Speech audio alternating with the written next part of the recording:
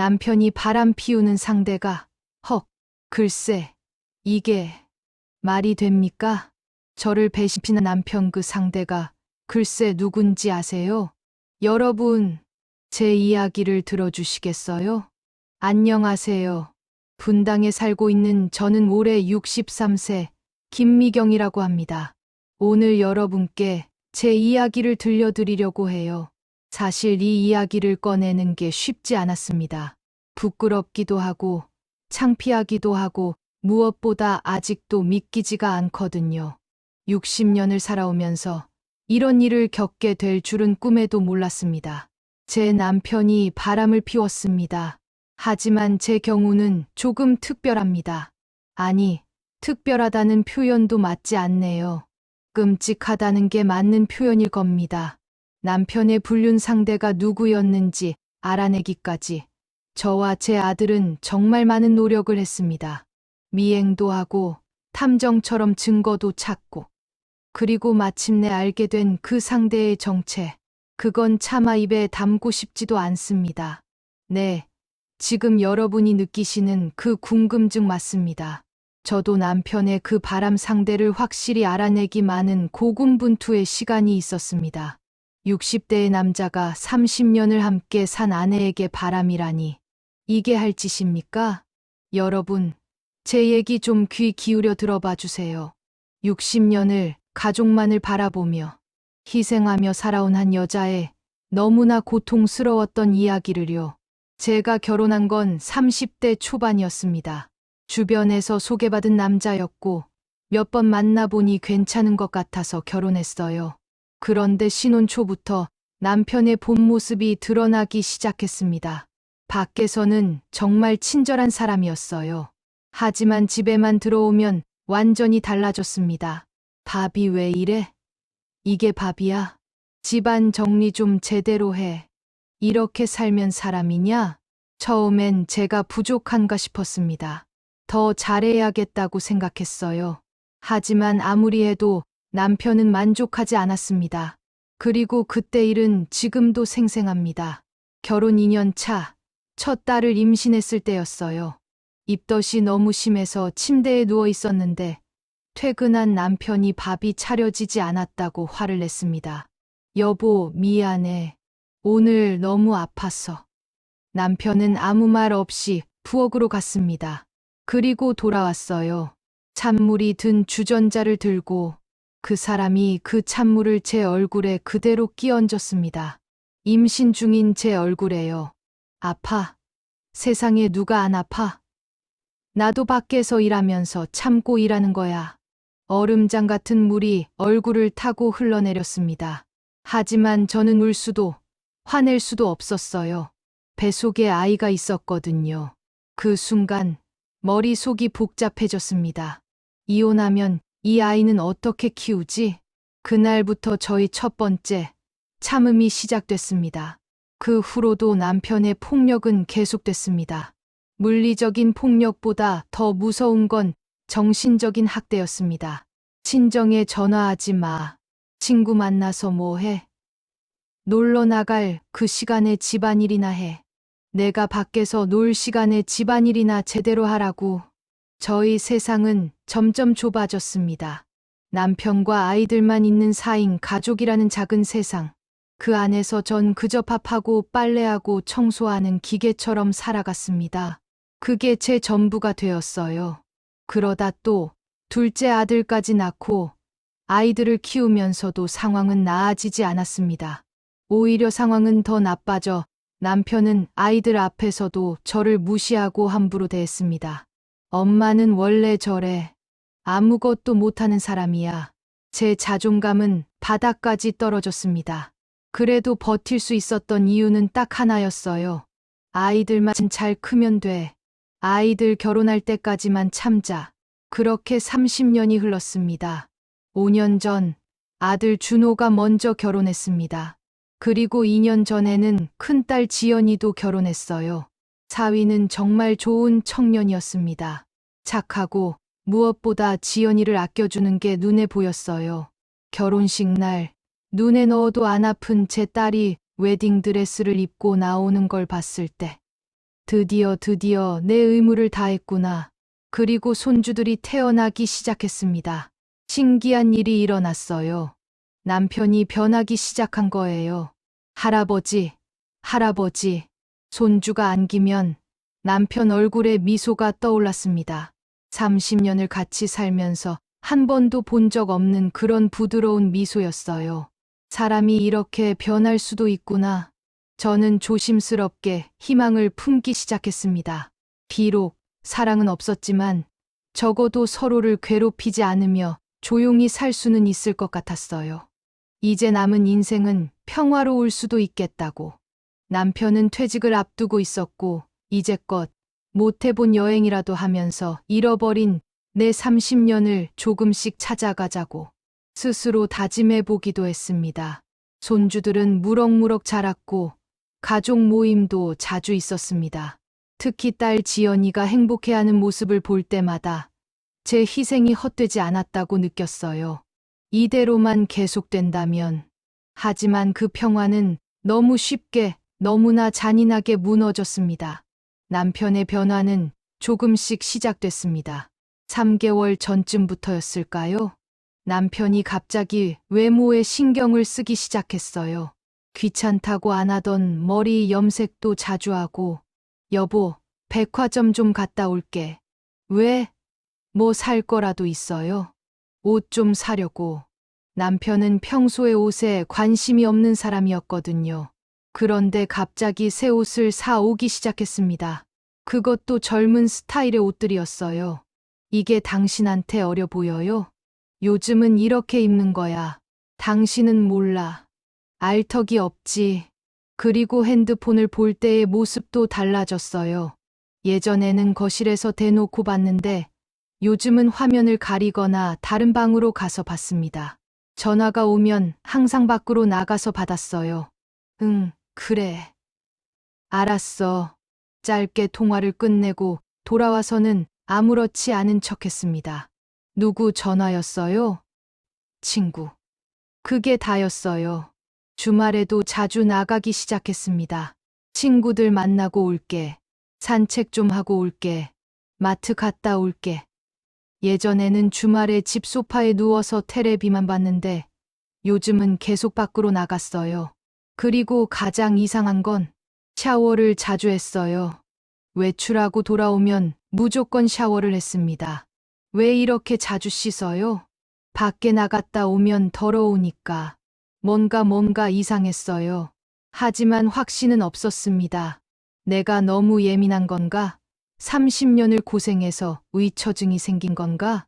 한 달 전, 일요일 오후였습니다. 아들 준호한테서 전화가 왔어요. 엄마, 오늘 시간 돼요? 응. 왜? 제가 집에 좀 갈게요. 할 얘기가 있어서요. 목소리가 굳어 있었습니다. 1시간 후, 준호가 집에 왔어요. 남편은 마침 나간 상태였습니다. 엄마, 준호는 한참을 망설이더니 입을 열었어요. 엄마, 저 지난주에 아울렛 갔었어요. 그래? 뭐 샀어? 아이 옷 사러 갔었는데 거기서 아버지를 봤어요. 아버지를? 네, 근데 혼자가 아니었어요. 제 가슴이 철렁 내려앉았습니다. 누구랑 있었는데? 여자분이랑 있었어요. 처음엔 그냥 아시는 지인분인가 했는데 어떻게 있었는데? 함께 쇼핑하고 있었어요. 그런데 둘이 너무 가까워 보였어요.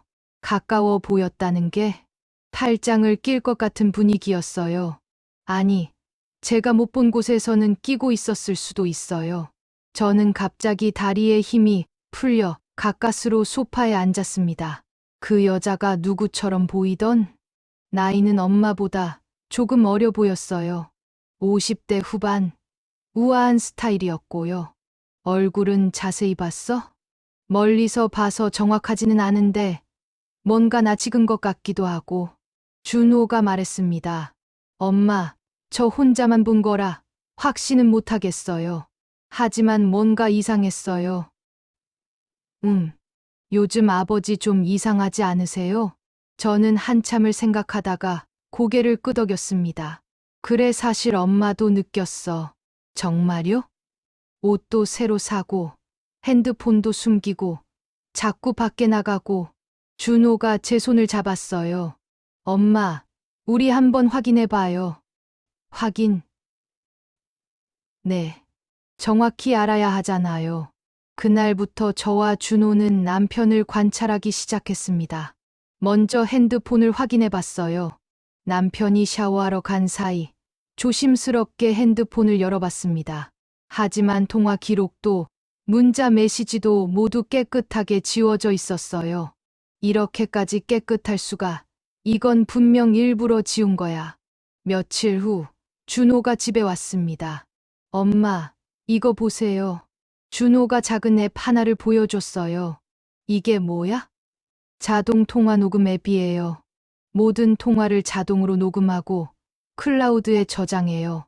그럼 아버지가 지워도 네, 클라우드에는 남아 있어요. 준호는 남편이 없을 때를 골라 앱을 설치했습니다. 엄마, 며칠 기다려봐요. 뭔가 나올 거예요. 그리고 저희는 남편의 일정을 체크하기 시작했어요. 주말마다 나간다고 하면 언제 나가는지, 몇 시간 있다 오는지 노트에 적어 놨습니다. 토요일 오후 2시 외출, 5시 귀가, 일요일 오전 11시 외출, 오후 4시 귀가. 패턴이 보이기 시작했어요. 주로 주말 낮 시간에 3, 4시간 정도 나갔습니다. 친구들 만난다고 했는데 그렇게 규칙적으로 만날까요? 준호의 말이 맞았어요. 친구들 만나는 건 보통 불규칙적이잖아요. 그런데 남편은 매주 비슷한 시간에 나갔습니다. 일주일이 지났습니다. 저는 클라우드에 저장된 녹음 파일들을 확인했어요. 대부분은 평범한 통화들이었습니다. 그런데 사흘 전에 녹음된 파일 하나가 눈에 띄었어요. 저장되지 않은 번호였습니다. 떨리는 손으로 재생 버튼을 눌렀어요. 자기, 나야. 남편의 목소리였습니다. 하지만 제가 30년간 들어본 적 없는 부드러운 목소리였어요. 우리 주말에 만날 수 있어? 여자 목소리가 들렸습니다. 토요일 오후 2시 어때? 지난번 그 카페에서. 좋아. 보고 싶었어. 나도. 이번 주 정말 길었어. 녹음이 끝났습니다. 저도 모르게 입을 다물며 핸드폰을 꽉 쥐었어요. 드디어 증거를 찾았습니다. 남편이 정말 바람을 피우고 있었어요. 저는 바로 준호에게 전화했습니다. 준호야, 토요일에 시간 돼? 왜요, 엄마?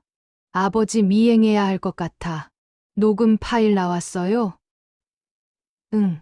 토요일 오후 2시에 어떤 여자랑 만나기로 했어. 준호는 잠시 침묵하다가 말했습니다. 알았어요. 제가 도와드릴게요. 토요일이 됐습니다. 남편은 점심을 먹고 옷을 갈아입기 시작했어요.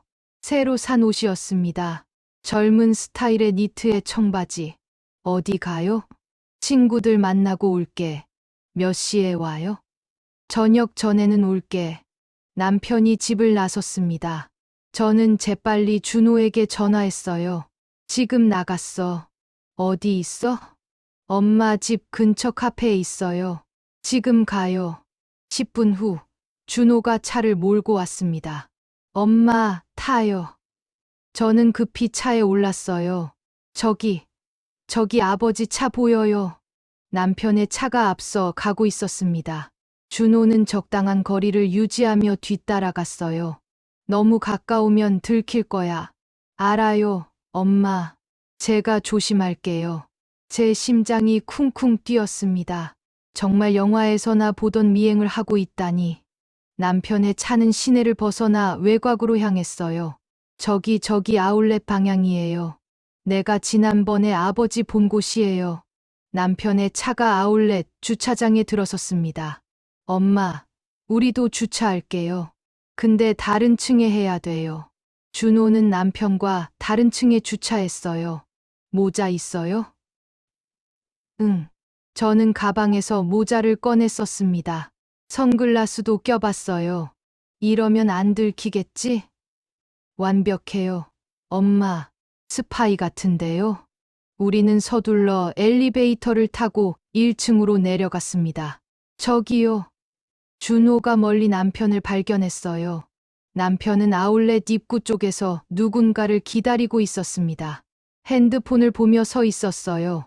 엄마, 저기 저 카페로 가요. 거기서 보면 잘 보일 거예요. 우리는 입구가 잘 보이는 카페로 들어갔습니다.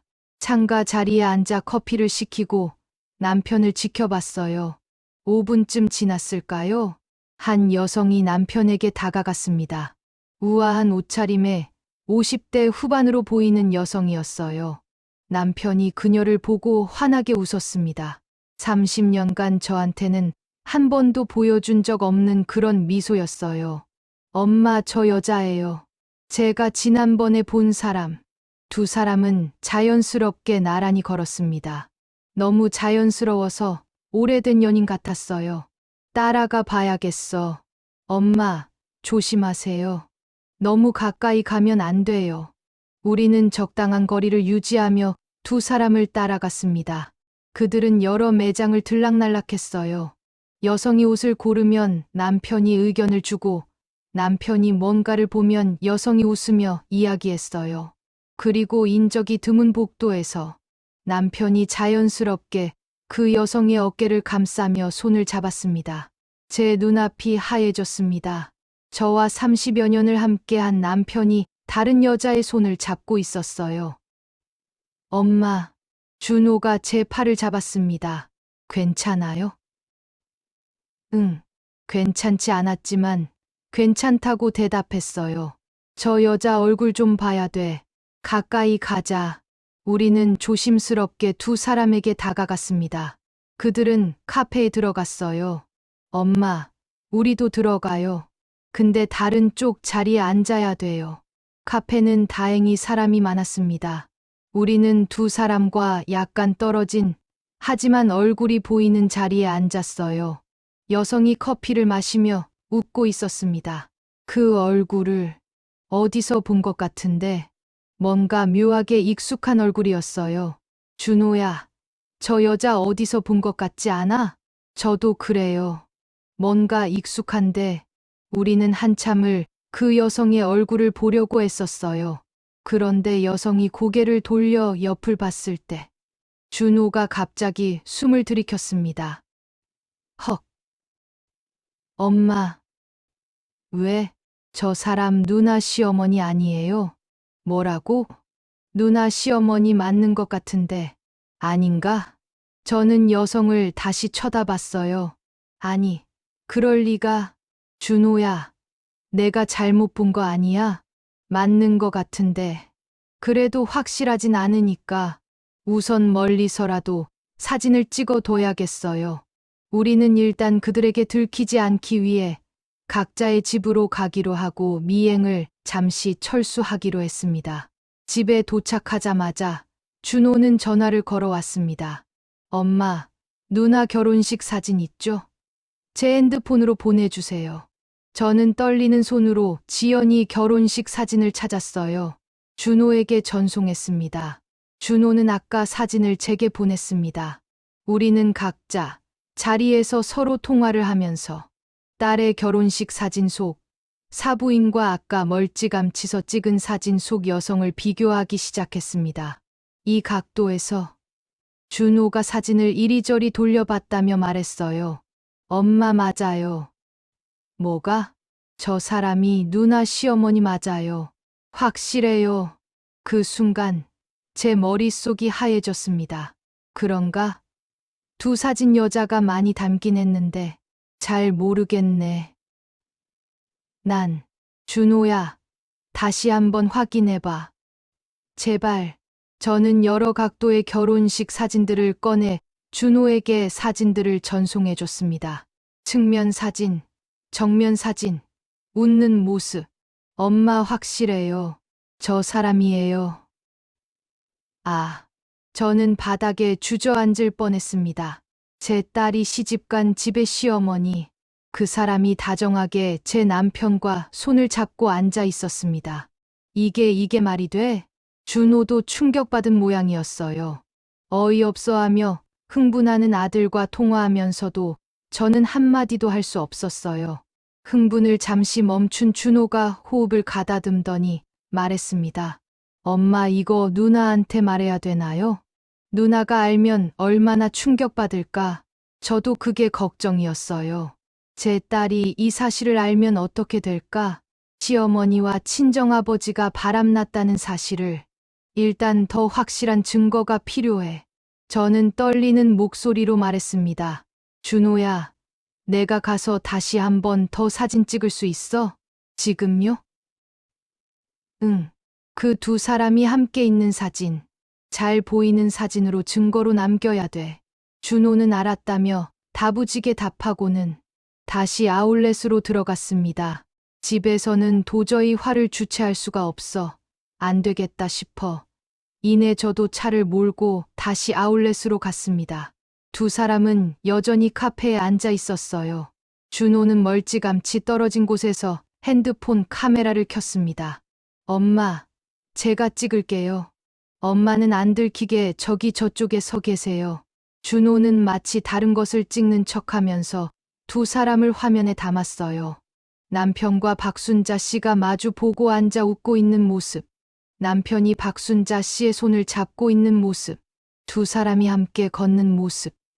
여러 장을 찍었습니다. 엄마, 이제 가요. 충분해요.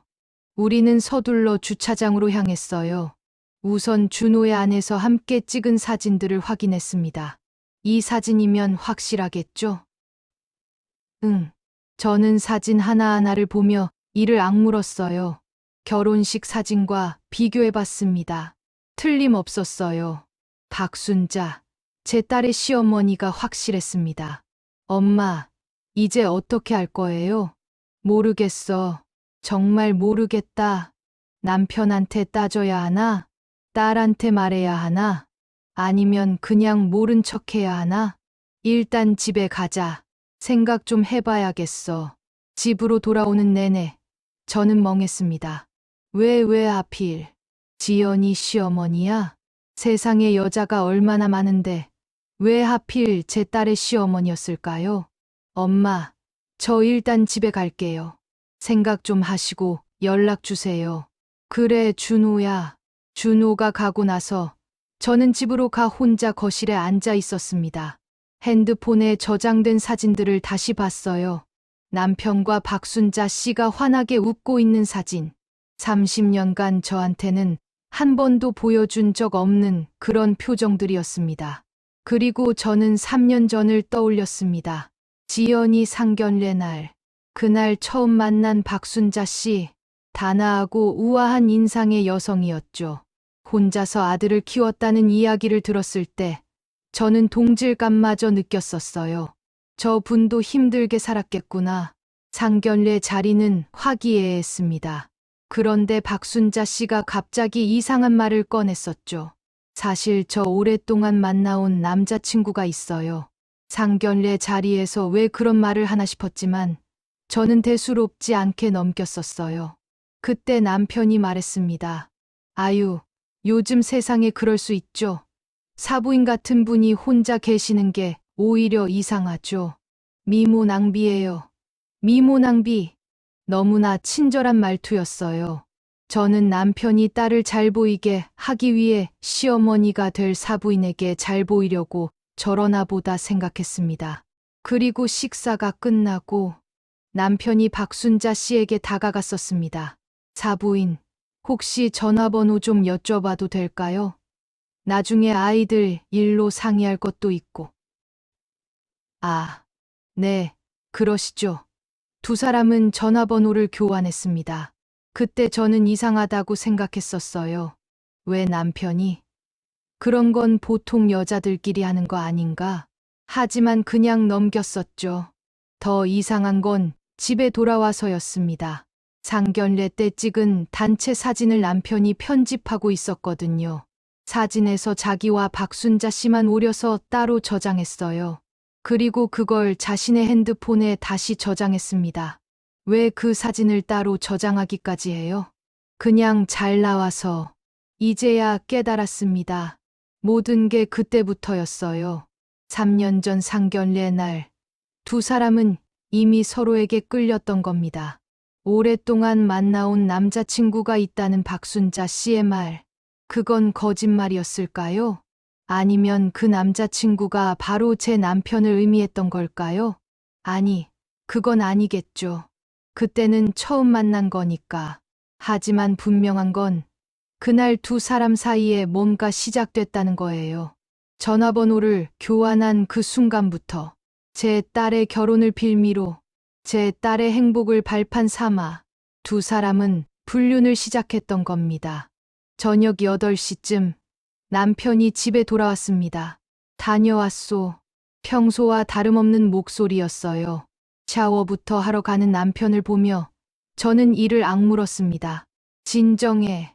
일단 진정하자. 남편이 샤워를 마치고 나왔을 때 저는 최대한 침착하게 물었어요. 오늘 어디 갔다 왔어요? 친구들 만났다니까. 누구요? 회사 동기들. 거짓말이었습니다. 재미있었어요? 그냥 그랬어. 밥은? 남편은 아무렇지도 않게 저녁을 먹었어요. 30년간 그랬던 것처럼 제가 차린 밥을 먹으면서 TV를 봤습니다. 저는 그 모습을 보며 생각했어요. 이 사람이 저런 짓을 했다고? 며칠 동안 저는 고민했습니다. 어떻게 해야 할까? 당장 따져야 하나? 아니면 더 증거를 모아야 하나? 그러다 결심했어요. 녹음 파일을 더 모으자고. 확실한 증거가 필요하다고. 일주일이 더 지났습니다. 그 사이 녹음 파일이 몇 개 더 쌓였어요. 보고 싶어. 나도 매일 보고 싶어. 다음 주에는 좀 더 오래 만날 수 있을까? 노력해 볼게.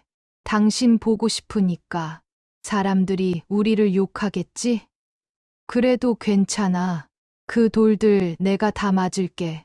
당신밖에 없어. 더 이상 참을 수 없었습니다. 어느 날 저녁, 저는 남편을 마주 앉혔습니다. 할 얘기가 있어요. 뭔데? 당신 바람 피우죠? 남편의 얼굴이 순식간에 또 일그러졌어요. 뭐? 지금 무슨 소리 하는 거야? 토요일에 어디 갔어요? 친구들 만났다고 했잖아. 거짓말하지 마세요. 봤어요. 뭘 봤다는 거야? 저는 핸드폰을 꺼내 사진을 보여줬습니다. 남편과 딸의 시어머니, 박순자 씨가 함께 있는 사진들, 손을 잡고 있는 사진, 카페에서 마주 보고 웃고 있는 사진. 남편의 얼굴이 창백해졌어요. 이게 누구예요? 이 여자가? 모르는 척하지 마세요. 박순자 씨 맞죠? 지연이 시어머니. 남편은 한참을 말없이 있었습니다. 어떻게 알았냐고요? 당신이 조심성이 없었죠. 저는 녹음 파일도 들려줬어요. 남편의 목소리가 핸드폰에서 흘러나왔습니다. 보고 싶어. 당신밖에 없어. 남편은 더 이상 변명할 수 없었어요. 인정해요. 뭐라고요? 박순자 씨랑 만나고 있어요. 그 순간 제 온몸에 힘이 빠졌습니다. 증거로 알고는 있었지만 직접 듣는 것은 또 다른 충격이었어요. 언제부터요? 언제부터 만났냐고요? 제 목소리가 커졌습니다. 상견례 때부터 연락했어. 3년이나? 처음엔 아니었어. 그냥 안부 정도만. 그게 중요해요? 저는 남편을 똑바로 쳐다봤습니다. 어떻게 그럴 수가 있어요? 그것도 우리 딸 시어머니를? 미안하다고요? 제 목소리가 떨렸습니다. 당신이 저한테 어떻게 했는지 기억해요? 30년간 어떻게 대했는지 알아요?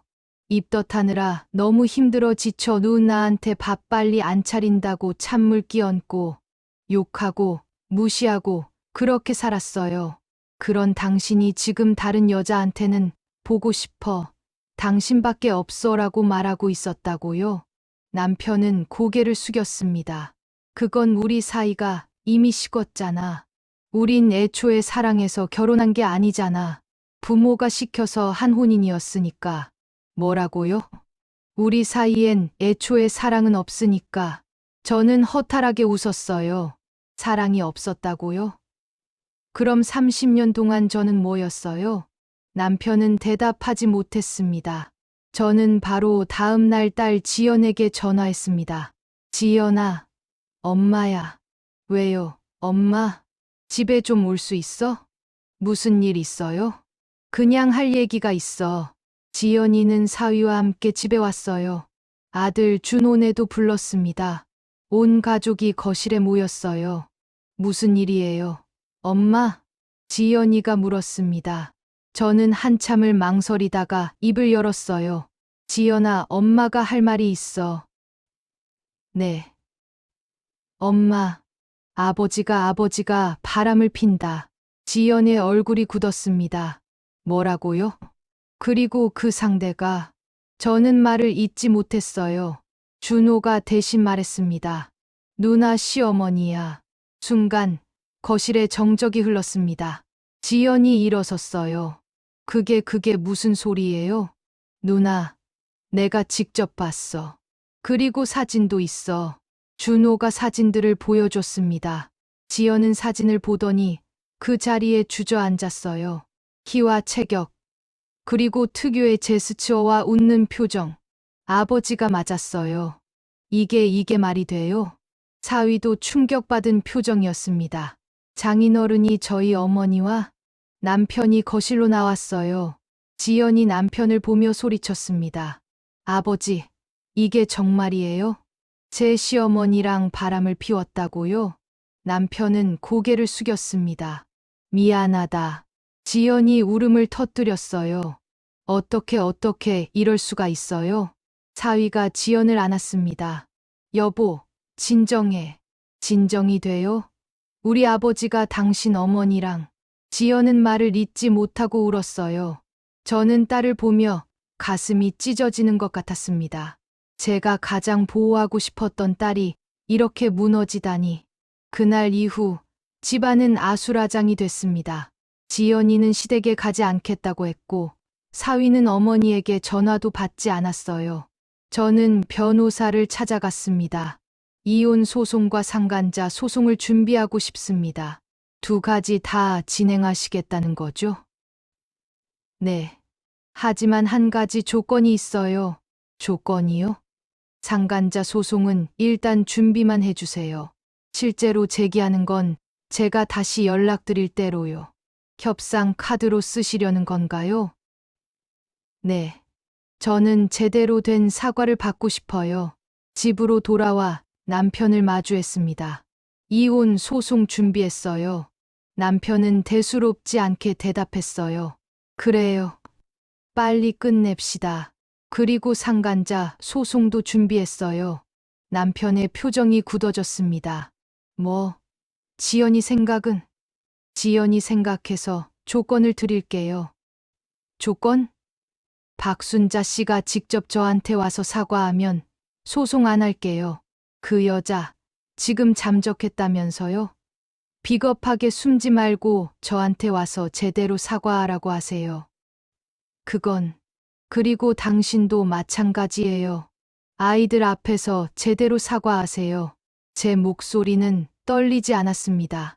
그래도 지연이랑 사위, 우리 손주들 생각해서 봐주는 거예요. 그렇게 하면 상간자 소송 안 할게요. 하지만 그렇지 않으면 끝까지 갈 거예요. 일주일이 지났습니다. 어느 날 저녁, 초인종이 울렸어요. 문을 여니 사부인 박순자 씨가 서 있었습니다. 수척한 얼굴, 퀭한 눈, 처음 만난 상견례의 날의 우아함은 온데간데 없었어요. 들어오세요. 거실에는 지연과 사위, 준호도 함께 있었습니다. 박순자 씨는 제 앞에 무릎을 꿇었어요. 정말 죄송합니다. 왜 그러셨어요? 제 목소리는 차가웠습니다. 왜 하필 제 남편이었어요? 왜 하필 제 딸의 시어머니라는 분이? 변명하지 않겠습니다. 제가 잘못했습니다. 박순자 씨는 지연을 봤어요. 지연아 며느리, 이 시어머니가 미안하구나.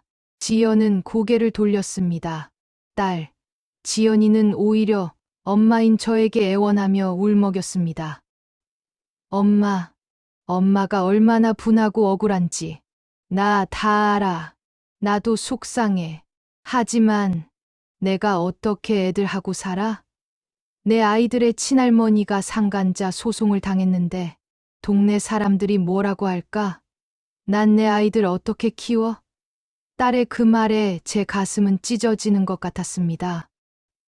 엄마, 제발, 그때였습니다. 안방에서 나오면서 남편이 하는 말이 뭐 하는 거야? 당신도 이제 정신 차려. 동네에 소문나면 좋을 것 없어. 그냥 우리 둘만 조용히 이혼하면 되는 거라고. 남편의 그 추악한 목소리와 표정을 처음 본 건지 무릎 꿇고 있던 사부인이 어리둥절해하며 남편을 뚫어지게 바라보았습니다. 상간자 소송. 그거 해봤자 얼마나 받겠어? 몇 천만 원? 그거 받으려고 딸 인생 망치게. 남편의 말에는 협박이 서려 있었습니다. 참, 적반하장도 이런 게 또 있을까요? 사부인 박순자 씨는 오히려 떳떳한 듯 호통치는 남편의 그 비열한 모습에 정이 뚝 떨어져 하는 게 보였습니다. 그리고 소송? 해봐라. 나도 가만 안 있어. 당신이 나한테 얼마나 대충 막 대하고 살아왔는지 다 까발리거라고. 저는 허탈하게 웃을 수밖에 없었습니다. 거칠고나 두꺼운 그 남편의 모든 순간들을 생생하게 지켜보던 아들, 며느리, 딸 사위, 그리고 무릎 꿇고 사죄하던 사부인마저 고개를 절레절레 흔들었습니다. 전 그럼에도 딸아이가 걱정되었습니다. 전 사부인을 내려다보며 말했습니다. 당신은 제 딸의 시어머니예요. 그런 사람이 제 남편과 손을 잡고 다녔어요. 이제 내 딸은 어떻게 당신을 시어머니로 대해요? 어떻게 명절에 당신 집에 가요? 마음 같아서는 당신 둘 상간자 소송에서 평생 창피하게 해주고 싶은데, 하지만 난 그 누구보다도 내 딸, 아들, 손주들이 중요해요. 난 당신들과 다르다고요. 내 자식들을 위해서예요. 그러니 상간자 소송은 안 할 거예요. 울고 있던 박순자 씨가 눈을 동그랗게 뜨고 고개를 들었습니다. 하지만 조건이 있어요. 정말 손주들 봐서 말씀드리는 거예요. 제 딸, 그리고 손주들한테 평생 잘해주세요. 빚진 사람으로서요. 네, 약속하겠습니다. 그리고 다시는 제 남편한테 연락하지 마세요. 평생. 네, 절대로 그러지 않겠습니다. 오늘 남편의 본 모습을 지켜보던 사부인도 결심을 굳힌 듯 대답했습니다. 박순자 씨는 깊게 사죄의 절을 하고 조용히 집을 나갔어요. 그리고 뒤늦게 민망했는지 남편은 바로 안방으로 숨어 버렸습니다. 그 이후 남편도 며칠 후 짐을 싸서 나갔습니다. 이혼 서류에 도장을 찍기 전 남편은 뒤늦게 낯짝이 돌아온 건지 미안했소 라며 용서를 구했습니다. 필시 그날 본 모습을 들킨 탓에 박순자 씨와도 다시 만나지는 못하는 모양이었습니다. 하하, 이제 와서 미안하다고? 전 허탈하게 웃었습니다. 30년, 그 길고 길던 순간들을 이 한마디에 전 말했습니다. 저기, 할아버지, 가세요. 그냥 나가시라고요. 이제 내 눈에 띄지 마세요. 평생. 전 이혼 서류에 도장을 찍고 깨끗하고 확실하게 그와 끝냈습니다. 6개월이 지났습니다. 이혼은 진짜 완료됐어요. 30년 결혼 생활이 그렇게 끝났습니다. 딸, 지연이는 시어머니와는 최소한의 연락만 하며 지낸다고 합니다. 저는 남편과 확실히 헤어져 혼자 작은 아파트로 이사했어요. 2방짜리 작은 아파트지만 제게는 궁전 같았습니다. 처음에는 힘들었어요. 30년을 함께 산 사람이 떠난 자리가 생각보다 컸거든요. 하지만 시간이 지나면서 깨달았습니다. 비어있는 게 아니라 채워지고 있다는 것을요. 그동안 30년간 연락을 끊고 못 만났던 친구들도 다시 만나기 시작했습니다. 그동안 어떻게 지냈어? 보고 싶었어. 말하자면 길어. 우리 만나서 길게 얘기하자. 그리고 제가 걱정되는지 아들 준호가 간간히 집에 들르기도 했습니다. 어느 날 준호가 물었습니다. 엄마, 상간자 소송 안 한 거 후회 안 해요? 응, 후회할 때도 있지. 속이 안 풀릴 때도 있고. 하지만 지연이와 아이들을 위해서야. 내가 선택한 거야. 전 애써 미소를 지었습니다. 나는 평생 너희들을 위해서 참고 견디며 이 불안한 결혼 생활을 유지해왔어. 이젠 나를 위해 살고 싶어. 엄마, 고생 많으셨어요. 이제라도 편하게 엄마 스스로를 위해 사세요. 준호는 저를 힘껏 껴안아 줬어요. 창밖에서 봄바람이 불어왔습니다. 저는 요즘 수채화를 배우고 있어요. 젊었을 때 하고 싶었지만 못했던 취미입니다. 친구들도 다시 만나기 시작했고요. 여행도 갔습니다. 제주도에 일주일 동안 혼자 머물렀어요. 바다를 보며 생각했어요. 나는 누구였을까? 30년간 저는 누군가의 아내였고 누군가의 엄마였습니다. 하지만 나 자신은 없었어요.